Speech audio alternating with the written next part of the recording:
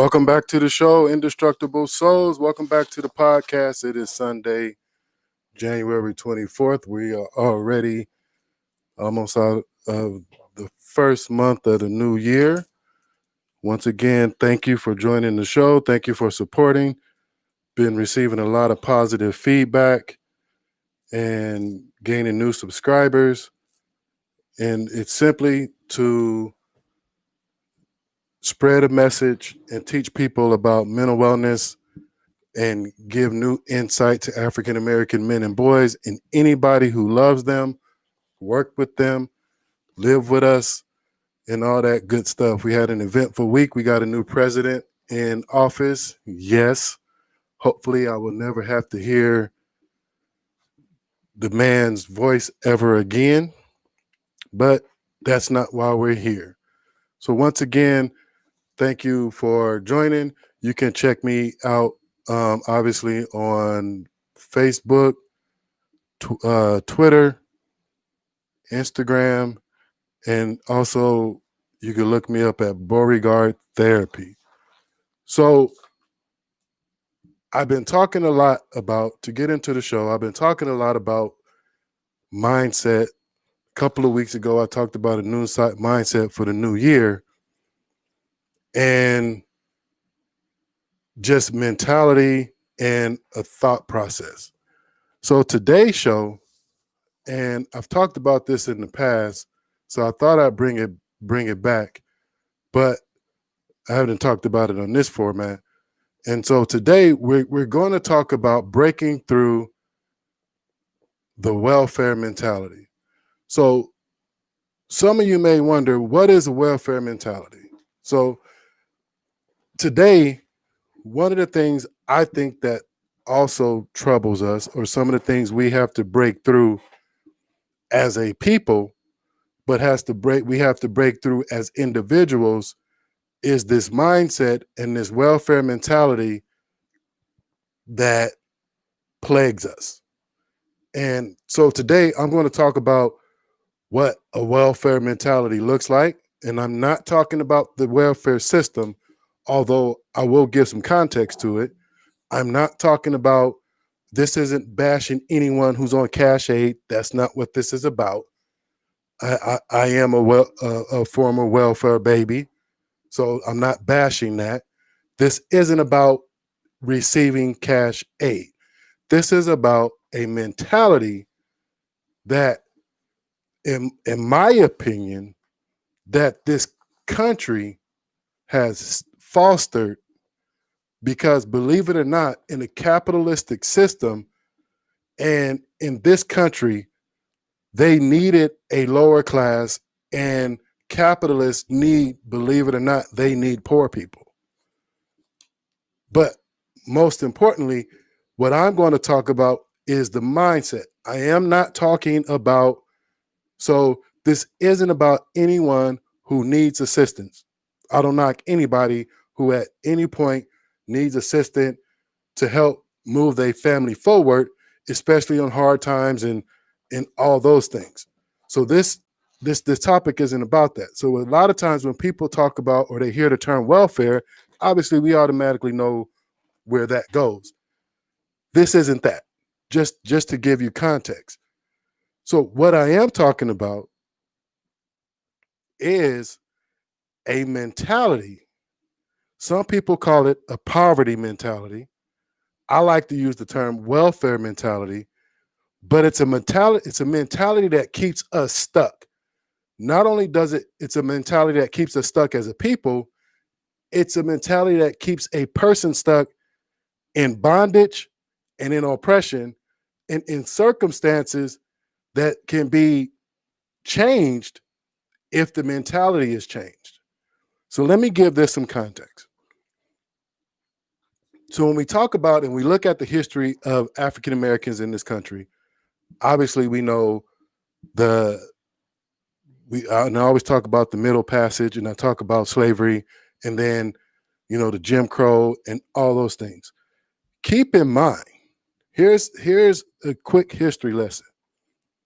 So oftentimes this country want to paint Black people as being lazy and criminals and all those things, negating the fact that we built this country.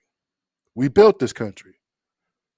Then we were systematically oppressed, left out of the system or pushed out of the system of given the opportunity to build wealth. And one of the primary ways to build wealth in this country was to own land.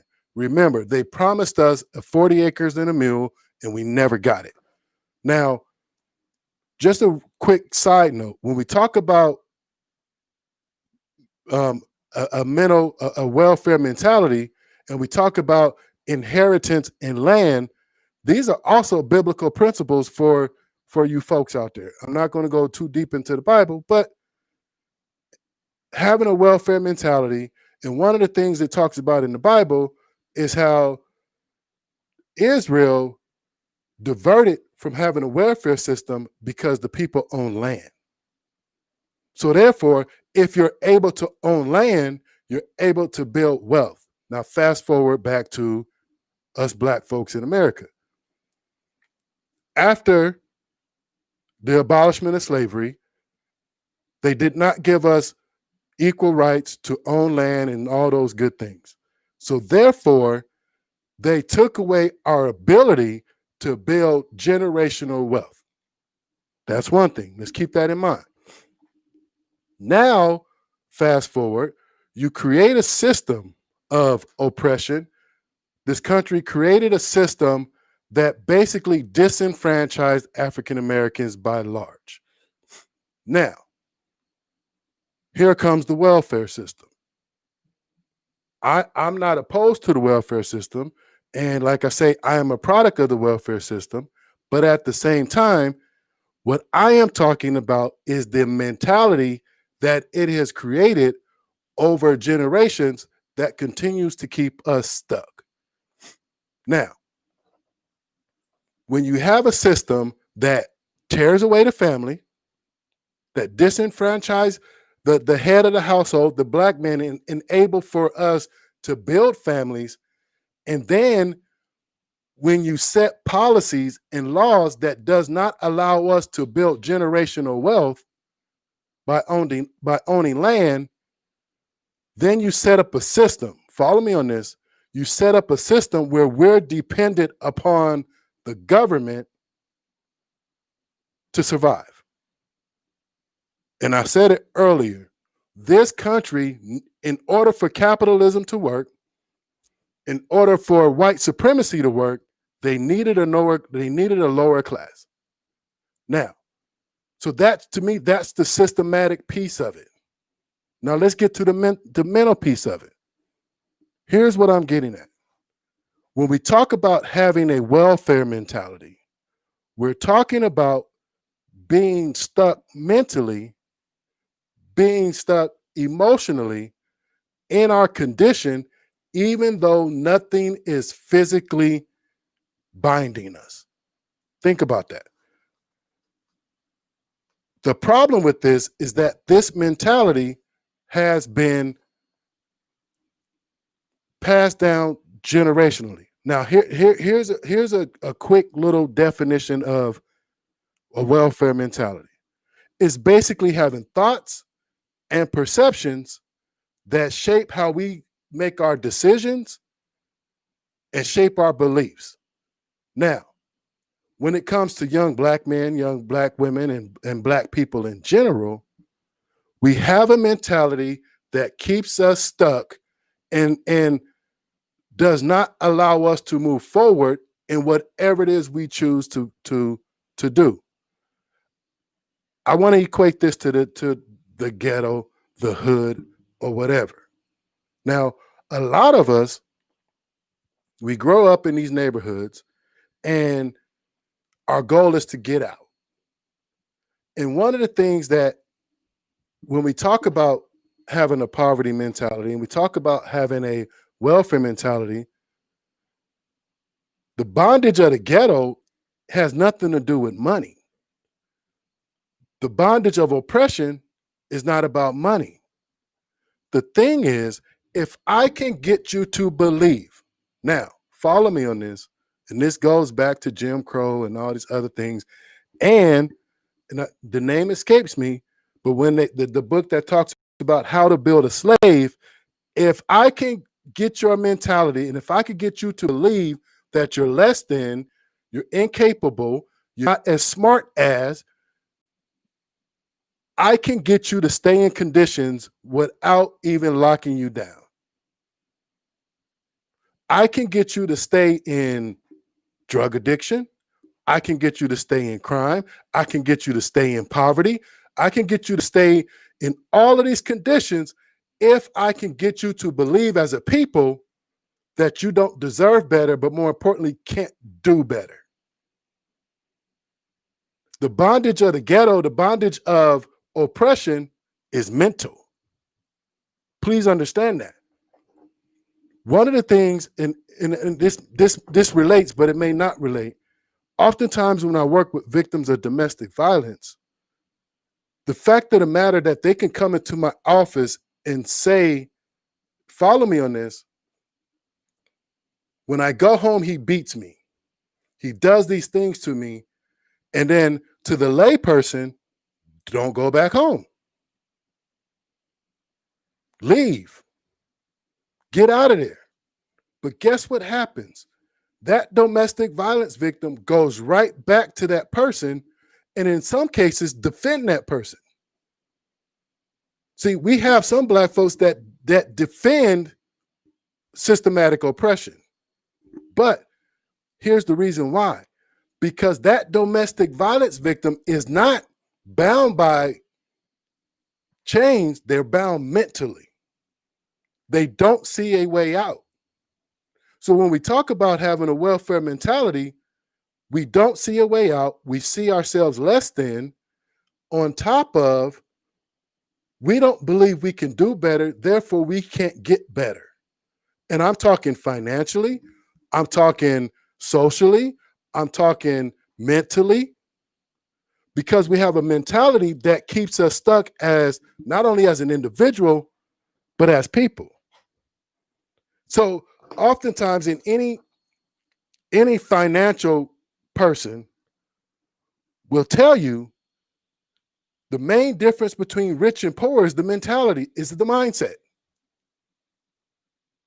Here's a quick example of that. Rich people see money for investments, how to acquire assets for the long term to build wealth. Poor people see money for instant gratification. I get it, I spend it. The difference is the mentality. It doesn't matter where you start, it's about where you're going. Now, let's talk about this welfare mentality a little bit more in depth. Hopefully I introduced it to you to a point where you get what I'm getting at.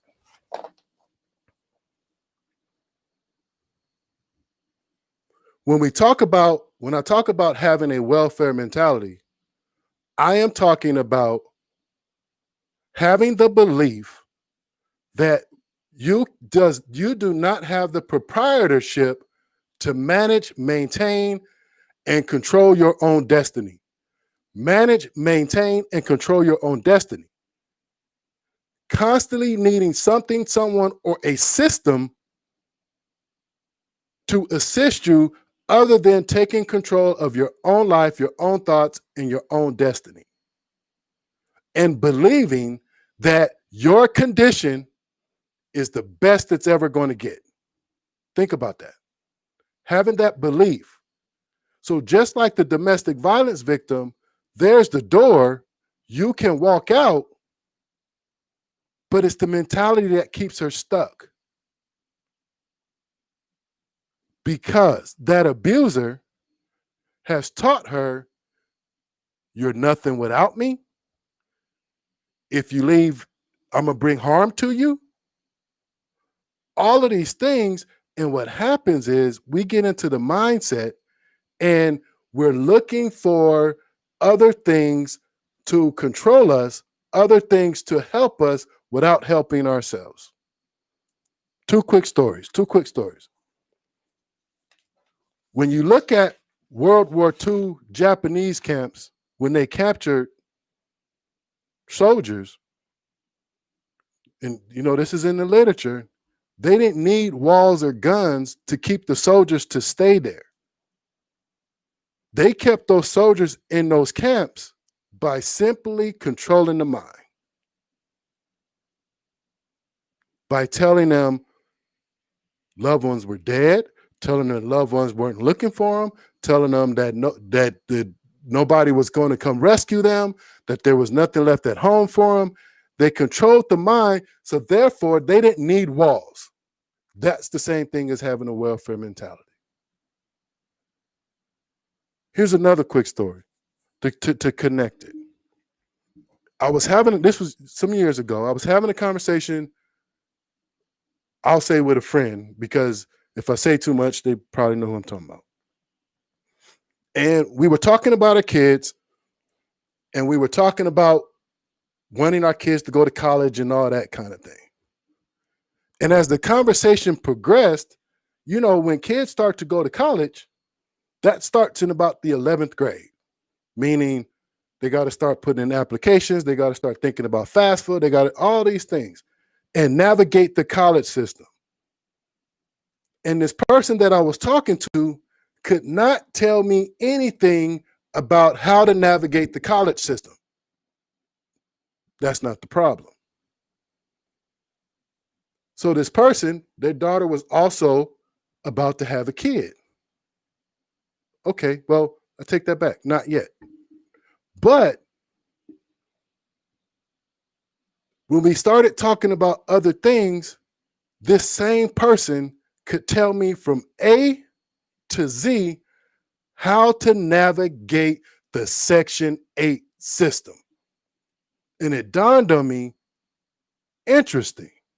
You can tell me about the Section 8 system and how to get your child on Section 8 and to navigate the welfare system, but you can't, nothing about the college system. Huh. Okay. All right. So here's the point. My point is, if we get to a point, even where we're working, but we still feel like this is the best it'll ever get, when we get to the point where we feel like we can't take proprietorship of our life, we can't take proprietorship of our situation, we're constantly looking for other things and other circumstances because we don't feel capable. That's all a part of having a welfare mentality. Now, I'm going to give you some signs that you might have a welfare mentality. A couple of them. And you can tell by talking to someone what their mentality is. Here's the thing. For me as a business owner and as just, I want to believe, a progressive person, I try not to keep company with people, I won't say that sounds too harsh. I can't talk too long with people who are negative. I can't talk too long to people who just don't see possibility. I struggle with that. I'll slowly exit the conversation. But here's one sign that a person or yourself might have a welfare mentality.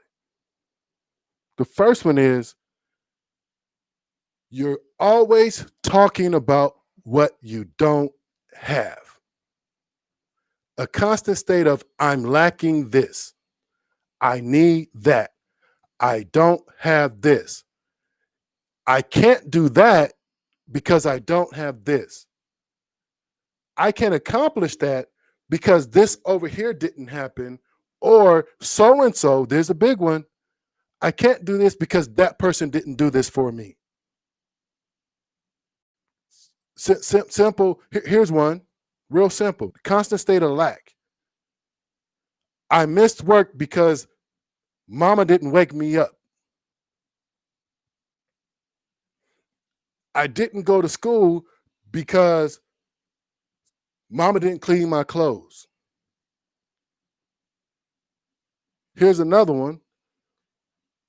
I quit my job or I got fired from my job because somebody else did something. Take proprietorship for yourself. So always talking about what they don't have, what they can't get, and have no plan to get it. Welfare mentality. Here's another thing. Another that you might have a welfare mentality. Always talking about or what they believe they can't afford. Now, let me dissect that real quick. Things cost. However, a person with a welfare mentality will look at the price, look at the cost, and give up and say, forget it, I can't do it. Or the person with a more of a progressive mindset and a more of a proprietor mindset will look at the cost and figure things out. They look for discounts. And I'm not talking just monetary things. So, for instance, follow me on this. Even with education. Well, I can't go to school because it costs that. Okay. But if you want to go to school, if you want specific training, if you want to advance your career, you figure out how to get it done. You don't look at the cost and say, I can't afford it, and you give up. Welfare mentality. Here's a big one. And this is from kids on up. People with a welfare mentality constantly live in a state of that they are a victim of their circumstance. That's a huge one.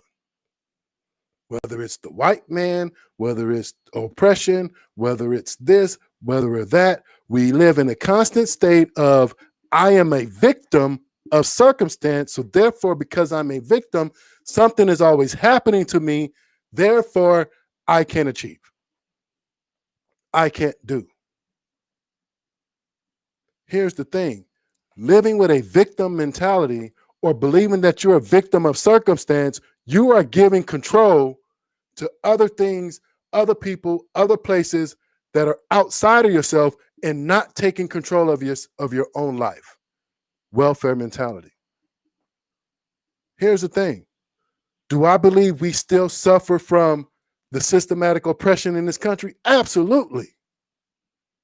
But do I also believe we can break out of that? 1,000%. Whether we do it, we need to do it collectively, but whether we do it individually or collectively, do I believe we can break beyond that and we no longer are victims of circumstance? Then we break out of that mentality. Here's another sign that you might have welfare mentality. You believe things will never change. Here's why that's a big one. You believe things will never change. Because if you believe that things will never change, you never do different. Why bother? I can't do nothing. I have no power. Things will never change. So going back to that domestic violence victim, and I hope you can see the cross parallels, because I'm really talking about the mentality of it, of why people stay in bondage, right? Things will never change. Therefore, why try? A lot of times when we talk about the domestic violence victim, and I hope you're making the connection. Sometimes they want the batterer to change. And then when they realize the batterer don't change, is not going to change, then they change their circumstance. Then they get out and then they leave. So it's the same thing. We are not victims of circumstance. Oftentimes I see people who come to me as a therapist, and whether it's depression, whether it's anxiety, or whether it's relationship problems and all these things, they believe, here's, and I really want you to make this connection. They believe things are happening to them, whether it's spiritual, whether it's mental, whether it's something. Things are happening to them. They're a victim of some source that's making them depressed, anxious, or family not right, whatever it may be. Here's the reality. The problem with that thought process is they have no control, or they believe they have no control. So when you're constantly in a state of, I'm a victim of circumstance, I believe I have no control, so therefore I do nothing, and then I allow the universe to control me. But when I realize I'm not a victim and I have power to change my condition, I have power to change or thrive for whatever it is I want, then I do different. Remember, having a welfare mentality determines what we do and what we believe. Here's another sign, the last one, and there's probably more, that you have, or someone you know has a welfare mentality. You have something against successful people. I'm going to let that marinate for a second. You have something against people who are moving, people who are advancing, people who are progressive, people who have gotten out of their circumstance. It's funny because you'll talk to somebody and you could tell right away if they got a welfare mentality, because what'll happen is you'll say, hey, you know, so-and-so bought a new car. First thing they ask you is, what year is it? Because if it's a 2021, then they get quiet. But if it's a 2016, oh, it's just a 2016. Or, you know, so-and-so got a new job. Well, how much money it make? Oh, they ain't gonna keep that job. Right? So a sign that you have a welfare mentality is that you have something against progressive people. I was talking to someone the other day, and one of the things we noticed is, here's how to spot a hater, or for this topic, spot someone with a welfare mentality. The more successful you get, the quieter they get. Stop hearing from them. You got strangers singing your praises, but people closest to you ain't got a word to say. So the more progressive you get, because people with a welfare mentality don't know how to celebrate people who are moving forward. And it's not because they hate the people that are moving forward. Follow me on this. That's not the reason. The reason is because of how it reflects back on them. So if I passed up an opportunity out of fear that would have advanced my life, but then I see somebody who took those same opportunities to advance their life, I can't sing their praises because I'm feeling some kind of way about myself. Welfare mentality. Now, one of the things, and the reason why I talk about mindset so much, is because we cannot change our boys. We cannot change our girls. We can't change the men that we love until the mindset changes. And I said earlier, follow me on this, I said earlier that money is not the way out of the ghetto. Money is not the way out of bondage. Here's why. How many people you know with money still stuck?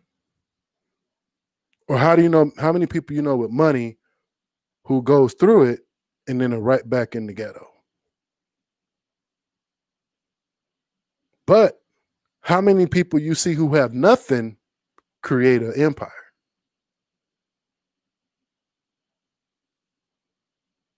Because it has nothing to do with money. It has to do with mindset. When we go back and we talk about, and I want to go back to this biblical principle so people can understand. The welfare system in this country, believe it or not, wasn't intended to advance people.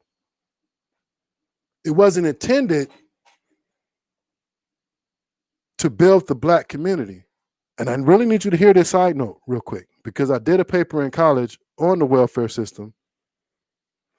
Yet again, they would have you believe that the majority of people on welfare are Black and Hispanic.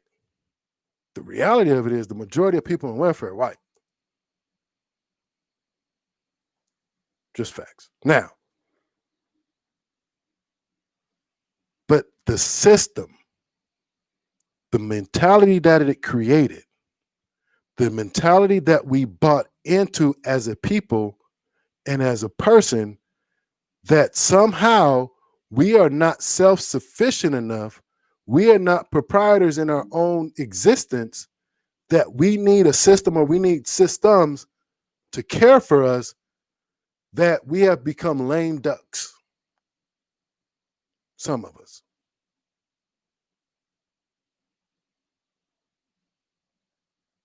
A lot of times when people talk about things that aren't fair, what do I mean by that? Remember, victim of circumstance. The fact of the matter is, right, systematically things are not fair. But how long are we going to whine that things aren't fair and then begin to change our circumstance?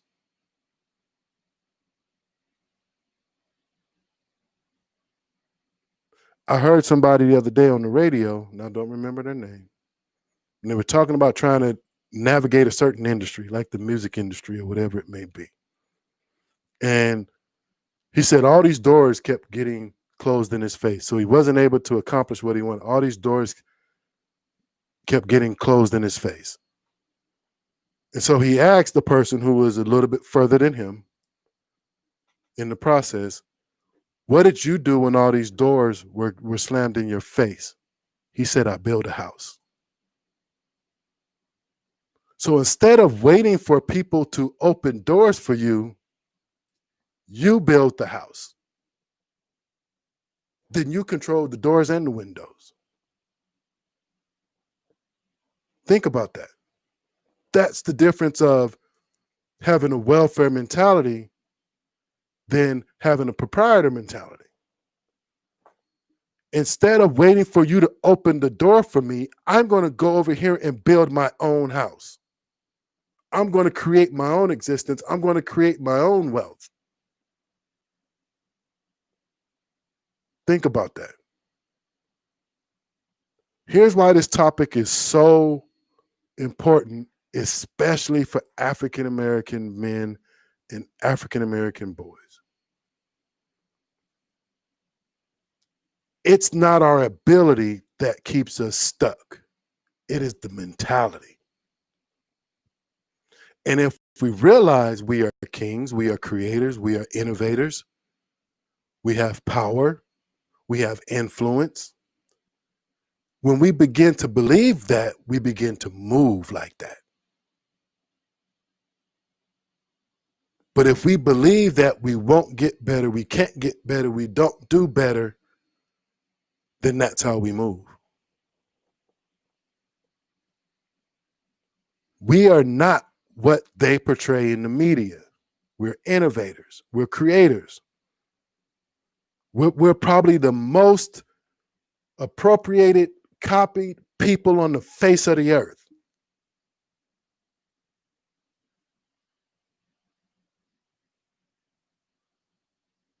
Think about that. So here we go. We have to break through this mentality and of this welfare mentality, especially at an early age. But for some of you who are more seasoned, check and see: are you operating from a welfare mentality, or are you the proprietor of your life? Are you the proprietor of your family? Now, how do we get there? How do we get there? Here's the thing. I believe that any situation that I'm in, any situation that I want, any circumstance, I have the power to create the outcome. I believe in my abilities. You should believe in your abilities. Believe in your creativity. Believe in your resiliency. And I'm not saying people don't need assistance, but before you say you can't do it, or you're looking for a handout, figure out how you could do it yourself and make it happen. And I want you to share this with younger folks, because, like I said before, the welfare mentality has been passed down generationally. It's time to break the cycle. It's time to shift the mindset. It's time to change the paradigm of who we are and what we can achieve.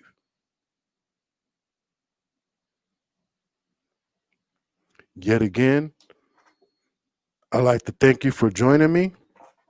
This has been Indestructible Souls, mental wellness for African American men and boys. And you can subscribe to the channel on YouTube at Indestructible Souls.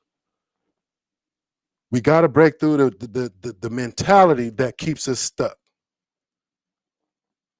I am the owner and operator of Beauregard Therapy. Call me and check me out if you want a session. You can check me out on Instagram as well as Facebook. This has been Indestructible Soul. Have a good night and see you soon.